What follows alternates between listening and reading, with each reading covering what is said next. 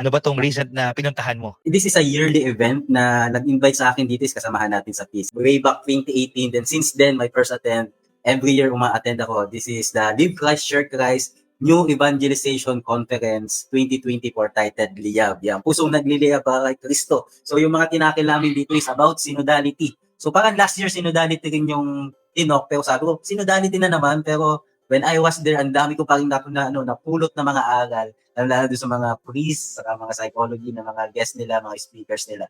So yun, nagliyab muli ang puso ko para kay Kristo na ipagpatuloy itong mission natin na palawigin ang salita ng ating Panginoon.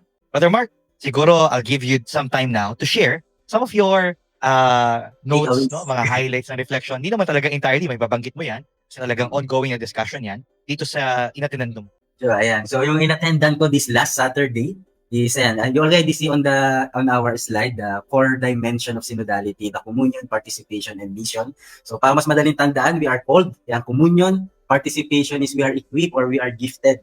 And of course, eventually, we are sent sa ating mga mission. So, yun yung ating pinakang dimension ng synodality. And yan din yung ating gospel reading ngayon on our John chapter 17, kung saan ipinagdasal tayo ni Jesus, the high priestly prayer, yung ating gospel reading today, na He want us to be keep yan dahil kasi tinawag niya tayo, and of course yung tinawag niya tayo, He equipped us or He gifted us the Holy Spirit, the gift of the Holy Spirit, para sa sarili natin, para sa community natin, at para ipalawig ang kanyang aral at pagmamahal. And yun, eventually, yan, last Sunday din, the session of the Lord, yan, He commissioned us para makipag-participate dito sa mission na ito, na palawigin ang mabuting salita at kanyang mga aral. At dahil diyan, tayo'y masayang nagliliyab ang ating mga puso dahil tayo ay tinawag at tumugon sa Panginoon. Ang pinaka-epektibo na misyon ay mamuhay tayo kagaya ni Kristo. And yan yung sagot ko dito sa ating pagnilayan ngayon. Kung ano yung mga maliliit na bagay na pwede nating gawin, yan, tumugon tayo sa tawag ni Kristo. If tinatawag tayong mag-serve, tumugon tayo and i-equip tayo ng ating Panginoon para makipag-participate dito sa mission na ito. Yan, the 5 language of love, use that. So, i-share ko lang din. Last Mother's Day, yan, bilang paglilingkod ko sa asawa ko, pinuts pa ko siya. Yan, kung si Jesus, they washed their feet, ginawa ko din. Kinuspos ko pa, nagputs pa ako. So, maliit na bagay yun, pero napakalaki nun para sa aking asawa. Amen. Thank you, Mark. Totoo yan, no? Washing of the feet, literally.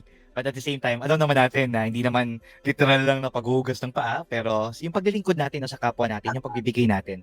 At ito ay nagmumula dahil ang Panginoon Diyos, si Yesu Cristo mismo, ipinakita sa atin na kung siya nga mismo na Panginoon ay naglingkod, tayo rin ay tinatawag na talagang maging mapagbigay at maging servant leader nga, di ba? Kaya ito pong synodality, no?